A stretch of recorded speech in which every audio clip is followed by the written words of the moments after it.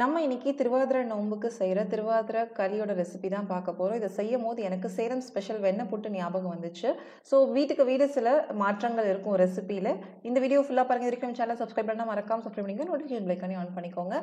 ஒரு சிம்பிளான திருவாதிரை களி எப்படி செய்யறதுன்னு பார்த்துடலாம்.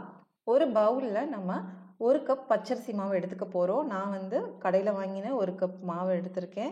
ஸோ நீங்கள் வீட்டிலே ரெடி பண்ணுற மாதிரி இருந்தால் அது டீட்டெயில்டு ரெசிபி, இன்னொரு திருவாதிரை களி ரெசிபி இருக்குது, அதுவும் பார்க்கலாம். ஸோ இது பார்த்தீங்கன்னா ஒவ்வொரு வீட்டுக்கும் டிஃப்ரென்ஸ் இருக்கும். ஏரியா பேஸ் பண்ணி களி கிண்டுறது பார்த்தீங்கன்னா எல்லாமே டிஃப்ரென்ஸில் இருக்கும். ஸோ உங்களுக்கு இது சிம்பிளாக தெரிஞ்சதுன்னா கண்டிப்பாக இந்த திருவாதிரை நோம்புக்கு களி இந்த மாதிரி செஞ்சு பாருங்கள். இப்போ நம்ம 1 கப் அரிசி மாவுக்கு 2 கப் தண்ணி சேர்த்து நல்லா கரைச்சி எடுத்துக்கலாம். வீடியோவில் காட்டுற அந்த கன்சிஸ்டன்சியில் கரைச்சி எடுத்துக்கோங்க. இப்போ நம்ம மாவு நீங்கள் பச்சரிசியை ஊற வச்சு காய வச்சு அரைச்சும் எடுத்துக்கலாம். இல்லைனா நீங்கள் கடையிலையும் வாங்கிக்கலாம். அது உங்களோட விருப்பம் தான். இப்போ இன்னொரு எந்த பேனில் நீங்கள் செய்ய போகிறீங்களோ அதில் 4 கப் தண்ணி ஆட் பண்ணிக்கோங்க. அதில் 1/4 டீஸ்பூன் நம்ம உப்பு சேர்த்துக்கலாம். தண்ணி நல்லா கொதிச்சு வரணும். நல்லா கொதிச்சு வந்ததும் நம்ம கரைச்சி வச்சுருக்க மாவை சேர்க்க போகிறோம். நீங்கள் வெல்லம் சேர்க்குற மாதிரி இருந்தால் உப்பு சேர்க்க வேண்டாம், ஏன்னா வெல்லத்துலேயே உப்பு இருக்கும். இப்போ நம்ம இதை கொஞ்சம் கொஞ்சமாக கிளறி விட்டுட்டே இருக்கணும், இல்லைனா கட்டி ஆயிரும். கிளறி விட்டுட்டே நீங்கள் மிக்ஸ் பண்ணி விட்டிங்கன்னா உங்களுக்கு நல்லா கெட்டியாகிற வரைக்கும் நீங்கள் கிண்டிக்கிட்டே இருக்கணும்.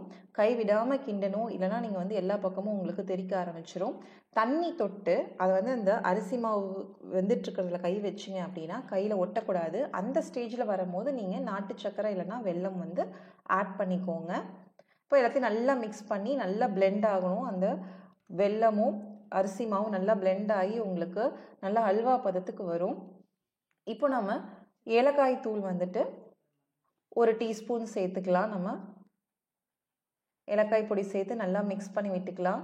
கை விடாமல் கிளறணும். இதில் அது ஒன்று தான், கை விட்டுட்டிங்க அப்படின்னா எல்லா பக்கமும் உங்களுக்கு தெறிக்க ஆரம்பிச்சிடும். இப்போ பார்த்தீங்கன்னா நல்லா திக்காயிட்டே இருக்குது. இன்னொரு பக்கம் நம்ம ஒரு பேனில் 4 குழிக்கரண்டி நெய் சேர்த்துட்டு அதில் முந்திரி பருப்பு ஒரு கைப்பிடி அளவு சேர்த்து நம்ம நல்லா வறுத்து எடுத்துக்கலாம்.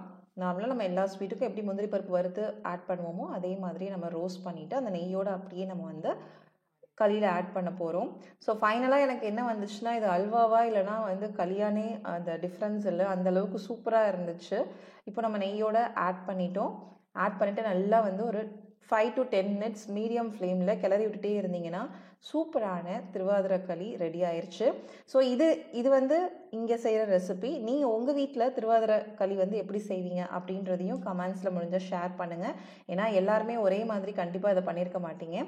ஒவ்வொரு சின்ன சின்ன சேஞ்சஸ் இருக்கும்னு நினைக்கிறேன். இந்த வீடியோ உங்களுக்கு பிடிச்சிருந்தா மறக்காம நம்ம சேனலை சப்ஸ்கிரைப் பண்ணுங்கள், ஷேர் பண்ணுங்கள், கமெண்ட் பண்ணுங்கள். உணவே மருந்து, மருதி உணவு அதுவே நம் பாரம்பரியம். தேங்க்ஸ் ஃபார் வாட்சிங்.